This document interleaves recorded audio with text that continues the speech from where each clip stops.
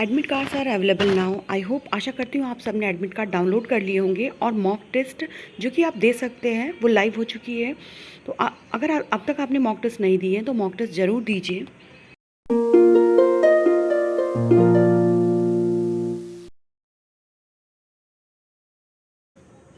Hello everyone, welcome back to the channel. मैं Shruti we Pandey और आज मैं यहाँ पे इस वीडियो में हम लोग बात करेंगे AWES की जो एग्ज़ाम होने वाली है आपकी, उसके बारे में बात करेंगे कि आगे की जो प्रोसीजर है आपको कैसे फॉलो करना है। तो यहाँ पे एडमिट कार्ड ऑलरेडी लाइव हो चुकी है। आशा करती हूँ आप सबने एडमिट कार्ड डाउनलोड कर लिए होंगे।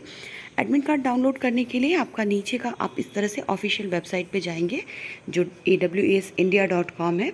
यहाँ जाने के बाद नीचे आपको admit card is available, applicant can download by the logging into the registered ID. आपकी जो रजिस्टर्ड आईडी है वहाँ से जाके आप इसे डाउनलोड कर सकते हैं। अब यहाँ पे जाके आप जैसे ही क्लिक करेंगे एक नया पेज ओपन होगा और जहाँ पे जाके आप इसको एडमिट कार्ड को डाउनलोड करने का ऑप्शन आपको मिलेगा। ठीक है, तो एडमिट कार्ड जैसे ही डाउनलोड होगा, डाउनलोड करने के बाद आपको क्या करना है, एक मॉक टेस्ट है जिससे कि अगर आप तक आपने कोई एग्ज़ाम नहीं दिया है या फिर AWS का एग्ज़ाम किस तरह का होगा इस बारे में आप अधिक जानकारी चाहते हैं तो आप क्या करेंगे, इस मॉक टेस्ट को आप लीजिए और डेफिनेटली आपको लेना चाहिए। इससे क्या होगा कि आपको एक आइडिया हो जाएगा कि किस तरह के क्वेश्चन पूछे जाएंगे या फिर जो क्वेश्चन है ये सेम क्वेश्चन तो डेफिनेटली नहीं आने वाले, बट आप जब क्वेश्चन को देंगे और अगर आपने कभी भी ऑनलाइन स्क्रीनिंग टेस्ट नहीं दी है तो आपको इस टेस्ट के माध्यम से, इस मॉक के माध्यम से आपको बहुत हेल्प मिलने वाली है। तो एडमिट कार्ड डाउनलोड करने के लिए आपको ये वाला पेज आपके पास ऑन आ जाएगा। जैसे ही आपने एडमिट कार्ड डाउनलोड पे किया तो आपको यहाँ पे लॉगिन करना है और वहाँ से आपको एडमिट कार्ड डाउनलोड कर लेने हैं। और एडमिट कार्ड डाउनलोड करने के बाद आप क्या करोगे, यहाँ पर आपको एक मॉक टेस्ट की लिंक दी हुई है। तो जहाँ पे क्या करना है कि आपको घर बैठे मॉक टेस्ट यहाँ पे आप दे सकते हो। CVT मॉक लिंक है जहाँ पे आपको क्लिक करते ही आपका जो एक लॉगिन ID खुल जाएगा। ये 30 मिनट्स का टेस्ट है जिसमें कि कंप्यूटर बेस्ड टेस्ट है, जिसमें कि लैंग्वेज जो ऑफ एग्ज़ाम है वो इंग्लिश रहेगा। कंप्यूटर बेस्ड टेस्ट है यानी कि CBT है। 30 मिनट ड्यूरेशन का एक डेमो टेस्ट है। अब एग्ज़ाम के जो इंस्ट्रक्शन है ना, ये सेम आप यहाँ पे ध्यान से पढ़ लीजिए क्योंकि सेम इंस्ट्रक्शन आपको वहाँ पे मिलने वाले हैं। तो अब यहाँ पे क्वेश्चन को जैसे आपको नहीं देना तो मैं आपको टेस्ट दे के भी बताऊँगी किस तरह से आपको ये टेस्ट को देना है। तो टेस्ट को देने के लिए आपको यहाँ पर टर्म कंडीशन पे अग्री करना पड़ेगा, फिर I am ready to begin. अब आपको आंसर करना है। जैसे फर्स्ट क्वेश्चन आपके सामने अपीयर हो गया, ओके, आउट ऑफ 25। तो अब जैसे इस क्वेश्चन को आप अभी देना चाहते हैं, ठीक है, तो आप जिस क्वेश्चन को भी अनआंसर्ड है वो ब्राउन इस तरह से आपको, जब आप स्क्रीन पे भी आपको क्वेश्चन मिलने वाला है जब आप एग्ज़ाम दे रहे होंगे तो ठीक इस तरह का एक आपको कॉलम खुलेगा और साइड में दिखता रहेगा आपने कितने क्वेश्चन आंसर किए, वो ग्रीन उसमें लाइट आ जाएगी। जैसे यहाँ पे देखिए पहला क्वेश्चन है, where was the first cotton mill stablished in India. कहाँ पर कॉटन मिल पहला इंडिया का स्टेब्लिश किया गया। तो आपने जो करेक्ट ऑप्शन है आपको उसको जैसे ही टच करेंगे, या फिर रॉन्ग ऑप्शन, क्योंकि ये डमी टेस्ट है, सिर्फ आपके प्रैक्टिस के लिए। तो हमारा पहला सवाल यहाँ पे जो ओपन हुआ है, where was the first common mill stablish in India. तो हमें पता है फर्स्ट कॉमन मिल जो हुआ था वो बॉम्बे में स्टार्ट हुआ था। तो आप चाहें तो अगर आपको आंसर पता है तो आप यहाँ पे उसको टिक कर सकते हैं और नेक्स्ट क्वेश्चन पे जा सकते हैं। ठीक है, जैसे नेक्स्ट है question number 2, Bhoodan Gramdan movement was initiated by. तो ये इनिशिएट किया गया था आचार्य विनोबा भावे जी के द्वारा। तो हम यहाँ पे, आपको अगर आंसर पता है तो यहाँ पे क्लिक कीजिए। अगर आपको 2 आंसर में डाउट है तो आप क्या कर सकते हो, यहाँ पे मार्क फॉर रिव्यू कर सकते हो, ऐसे करके आगे जा सकते हो। तो ये ब्लू कलर आ जाएगा, लेकिन चूंकि हमें आंसर पता है तो मैंने इसको ग्रीन कर दिया, इसको आंसर कर दिया है। तो विनोबा भावे, ओके, ठीक है। हम नेक्स्ट क्वेश्चन पे जाएंगे इस तरह से। हम क्वेश्चन नंबर 3 है, to show his support to the protesting American athletes during the award ceremony of Mexico Olympics Peter Norman. तो आपको पता होगा ये इंसिडेंस क्या हुआ था कि उन्होंने प्रोटेस्ट किया था। तो अवार्ड सेरेमनी के दौरान ने उन्होंने क्या किया था, एक ह्यूमन राइट्स का बैज पहना हुआ था। तो ऑप्शन होगा वो रहा ह्यूमन राइट्स बैज, इसका राइट ऑप्शन होगा। फिर नेक्स्ट है question number 4, the value of final goods and services produce within a country during a particular year is called as. तो कौन सा जो इसे कहा जाता है, तो आपको पता है इसको GDP कहा जाता है, ग्रॉस डोमेस्टिक प्रोडक्ट। एक साल के अंदर जितने भी प्रोड्यूस प्रोडक्ट है कंट्री के अंदर किसी पर्टिकुलर ईयर के अंदर। Who appoints the chief election commissioner of India, तो ये प्रेसिडेंट जो है ना chief election of commissioner of India को अपॉइंट करते हैं। Choose the correct statement, pistil is the inner most part of the flower, तो पिस्टिल बिल्कुल inner most part of the flower होता है। Anther and filaments are parts of pistil, anther और filament क्या होते हैं, पिस्टिल के पार्ट होते हैं। और क्या है, transpiration is loss of water in the form of vapour from leaves, plants with green and tender stems are called as tree. तो इसमें से जो चूज द करेक्ट स्टेटमेंट, तो करेक्ट स्टेटमेंट कौन सा है वो हमें चूज करना है। तो क्वेश्चन नंबर यहाँ पर 6 है, जिसमें 6 क्या है, 6 में फर्स्ट और थर्ड ये दोनों हमारा करेक्ट स्टेटमेंट है, यानी कि ट्रांसपिरेशन जो लॉस ऑफ वाटर होता है फ्रॉम द लीव्स होता है जिसे वेपर के द्वारा, और पिस्टिल जो होता है वो इनर मोस्ट पार्ट होता है। एंथर और फिलामेंट जब पार्ट्स नहीं होते इसके, और प्लांट्स का जो है जो टेंडर होता है उसे ट्री नहीं उसे प्लांट कहते हैं। तो हमारा जो ऑप्शन होगा यहाँ पे 1 और 3 करेक्ट हो जाएगा। नेक्स्ट आता है विच one of the following sentence is incorrect about muscles in human body, तो इसमें से कौन सा जो है वो इनकरेक्ट है, ध्यान दीजिए इनकरेक्ट है। तो मसल्स वर्क्स इन पेयर, तो ये बिल्कुल सही है कि मसल जो होते हैं वर्क में पेयर में वर्क करते हैं, ठीक है। तो ये हमारा करेक्ट है। नेक्स्ट देखते हैं, muscle become shorter stiffer and thicker when contracted, a muscle can only push the bone, तो हमारा कौन सा यहाँ पे हो जाएगा, देखिए muscles can only push the bone, ये वाला ऑप्शन है ना ये रॉन्ग हो जाएगा, इनकरेक्ट हो जाएगा। ओके नहीं हमारा ये सबमिट का ऑप्शन आ गया, तो मैंने गलती से मैंने यहाँ पे टच कर दिया। तो कभी ऐसा हो जाए आपके साथ एग्जाम के दौरान भी ना, तो आप गलती से भी सबमिट मत करिएगा। अगर आपने एक बार सबमिट कर दिया तो फिर से आपको क्वेश्चन नहीं देख पाएंगे।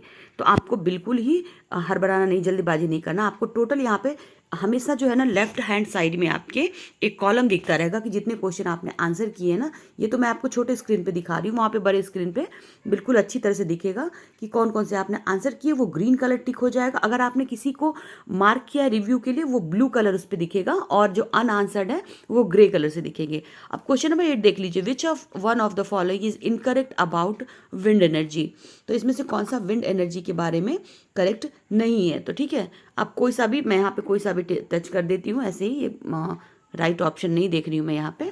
अगेन देखिए फिर से मुझे गलती से टच हो गया, तो मुझे रिटर्न करना एग्जाम पे आके, ठीक है। सबमिट एग्जाम पे थोड़ा सा कहीं गैप है, इसलिए silver chloride turns grey in sunlight, it is due to the reaction, क्योंकि ये एंडोथर्मिक चेंज होता है ना, एंडोथर्मिक रिएक्शन होता है, वो सनलाइट को एब्जॉर्ब करके उसका कलर जो होता है ग्रे हो जाता है टर्न, तो ये क्या है, एक एंडोथर्मिक चेंज है, ठीक है। नेक्स्ट क्वेश्चन है, in a close room if there is some material burning you may felt suffocation, this is due to excess of, क्या होगा, कार्बन डाइऑक्साइड जो है उसकी मात्रा अधिक हो जाएगी, एक रूम में कुछ आप जला रहे हो तो।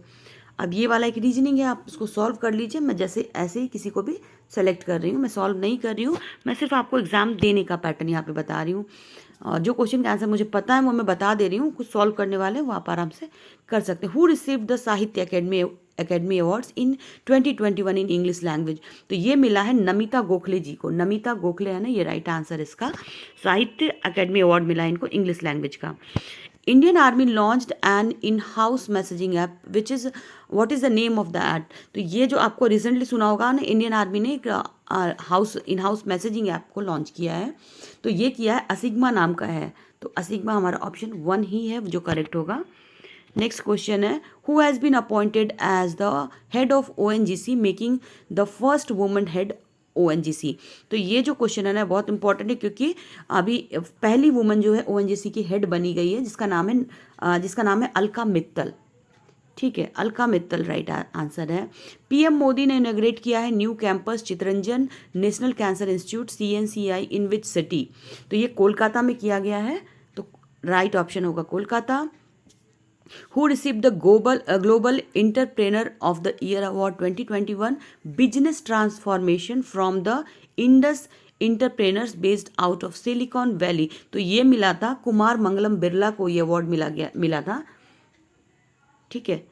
तो जो ऑप्शन मुझे पता मैं कर दे रही हूँ। और who was named the SJFI sportsman of the year 2021, तो आपको पता होगा ये जो वर्ल्ड फेमस है नीरज चोपड़ा जी को ये अवार्ड मिला था स्पोर्ट्समैन ऑफ द ईयर का, SJFI अवार्ड, ठीक है। A teacher performs practically and explains in अब टीचर जो है प्रैक्टिकली करता है और एक्सप्लेन करता है कौन से मेथड में, तो ठीक है, ये डेमोस्ट्रेशन मेथड में जो प्रैक्टिकली करता है और डेमोस्ट्रेट एक्सप्लेन करता है, ठीक है, उसे डेमोस्ट्रेशन मेथड कहते हैं। अगला क्वेश्चन आ गया, which one of the following is considered a better of classroom teaching in 21st century. इसमें से कौन सा कंसीडर किया जा सकता है जो बेटर मेथड है क्लासरूम टीचिंग का 21st सेंचुरी में? तो लेक्चर एंड डिक्टेशन, जैसे कि देखिए इस क्वेश्चन का आंसर मुझे भी ठीक से नहीं पता, तो हम यहाँ क्या करेंगे, पहले हम एलिमिनेशन मेथड भी अपना सकते हैं। तो क्या करेंगे, लेक्चर एंड डिक्टेशन तो हम बिल्कुल ही फॉलो नहीं कर सकते, ये रोट लर्निंग में आता है, तो ये तो नहीं होगा। Seminar method, direct method, discussion method, तो ठीक है, डायरेक्ट मेथड को भी आप एलिमिनेट कर सकते हैं। अब बच गया सेमिनार एंड डिस्कशन, तो आप दोनों में से किसी एक को, या फिर आपको राइट आंसर पता है तो राइट आंसर को सेलेक्ट कर सकते हैं। Which of the following is not characteristic of a good question paper, ठीक है, तो यहाँ भी आप एक ऑप्शन को करेक्ट कर सकते हैं जो आपको और यहाँ पे students can be classified into 4 types of on the basis of their learning. Which one of the following seeks the meaning and reasoning to the learning? अब यहाँ जो होता है, जो स्टूडेंट होते हैं वो क्लासीफाई होते हैं 4 टाइप्स में, ठीक है, ऑन द बेसिस ऑफ उनकी लर्निंग पे। तो इनमें से कौन सा जो स्टूडेंट होते हैं जो कि मीनिंग और रीजनिंग करते हैं लर्निंग की, तो उसे हम बोलते हैं एनालिटिक लर्नर, ठीक है। तो ये आंसर मुझे पता था तो मैंने इसे कर दिया, ठीक है। आगे है, द स्टूडेंट्स और इंडिविजुअल्स में डेवलप बिलीव्स पॉजिटिव भी हो सकती है और नेगेटिव भी हो सकती है, तो उनकी अपनी एबिलिटी के बारे में जो बिलीव्स बनाते हैं और जिसके थ्रू वो इफेक्टिवली कोप करते हैं in the variety of situation को, तो आप उसे क्या नाम दे सकते हैं, तो उसे आप नाम दे सकते हैं, ये उनकी सेल्फ एफिशिएंसी होती है। नेक्स्ट है, which of the following has an important impact of students overall development, ठीक है, तो subject knowledge of a teacher, values of a teacher, communication skill of a teacher, all of the these, तो ये सारे ही चीज़ें हैं जो एक टीचर की स्टूडेंट के ओवरऑल डेवलपमेंट पे इम्पैक्ट डालती है, ठीक है। Early childhood is the phase of life which age group, तो अर्ली चाइल्डहुड आप किस एज ग्रुप को कहते हैं, अर्ली चाइल्डहुड, तो अर्ली चाइल्डहुड हम लेते हैं, ठीक है, अर्ली चाइल्डहुड है 0 to 6 years। नेक्स्ट है, according to NEP 2020, last question है, according to new education policy 2020 the new school education structure has been prescribed as instead of 10+2। अब ये जो है ना, ये वाला बहुत ही इम्पॉर्टेंट भी है, और अभी जो न्यू एजुकेशन पॉलिसी 2020 है ना, उसके हिसाब से कौन से मेथड को किया गया है, ठीक है। तो ये तो आपको पता होगा अच्छी तरह से। तो आपको जब कोई भी इस तरह से क्वेश्चन आए ना, आपको क्या करना, अगर आंसर डायरेक्ट ना आए तो आप क्या करोगे कि उसके हिसाब से जो है ना, उसके हिसाब से आपको एलिमिनेशन मेथड भी अपना सकते हो, कि जैसे कि आपको जो आंसर नहीं आ रहा है तो कौन सा आंसर गलत हो सकता है वो आप निकाल सकते हो, तो एलिमिनेशन करके भी आप आंसर को उसमें कर सकते हो। और ये मैंने आपको एक दिया कि किस तरह से आप इसको सॉल्व करोगे, ये आपका यहाँ पे मैंने एक मॉक टेस्ट है, जो कि आप जाके ये मॉक टेस्ट को ज़रूर लगाइए, जिससे कि आपको समझ में आएगा कि जो मॉक टेस्ट है ना, इसी पैटर्न पे फॉलो होता हुआ आएगा आपका क्वेश्चन पेपर। तो उसके लिए आपको पता होना चाहिए कि किस तरह से आपको क्वेश्चन को देना है, किस तरह से आपको अटेम्प्ट करना है। तो ये था आपका क्वेश्चन पेपर। तो आप इस तरह से जब लास्ट क्वेश्चन है ना, इसे आप करेंगे अटैम्प्ट, और उसके बाद क्या करोगे, लास्ट जब आपका हो जाएगा, अगर आपको किसी भी क्वेश्चन में डाउट है तो आप उसको मार्क फॉर रिव्यू कर सकते हो, और लास्ट में जब आपका एग्जाम हो जाए तो आप इस तरह से सबमिट करेंगे, ठीक है। तो आर यू, यहाँ पे फिर से पूछा जाएगा, are you sure want to submit the exam, confirm and exam, ठीक है। तो आपका जो यहाँ पर है ये रिकॉर्ड हो गया, ठीक है। तो आपको पूरे एग्जाम के डिटेल लगे, आपका जो रिजल्ट है ना, ये प्रोसेस कर दिया गया है, जो कि पब्लिश किया जाएगा, ओके। तो आपको लास्ट में ठीक ऐसा ही स्क्रीन देखने को मिलेगा जब आप एग्ज़ाम देने जाएंगे। तो अब लास्ट में आपको इस तरह से आपका रोल नंबर, आपका ये सारी चीज़ें आपको यहाँ पे दिखेगी, और इस तरह से आप कर सकते हो। तो आप जाके ये मॉक टेस्ट ज़रूर दीजिए, ये ऑलरेडी लिंक जो है ना ओपन हो चुकी है। आशा करती हूँ ये आपको हेल्प किया होगा, और आपने अब तक नहीं देखा है तो ये मॉक टेस्ट को ज़रूर दीजिए, और एडमिट कार्ड अपने डाउनलोड करके अपनी तैयारी जारी रखिए। जल्दी मिलती हूँ नेक्स्ट वीडियो में। Good bye and take care, thanks for watching.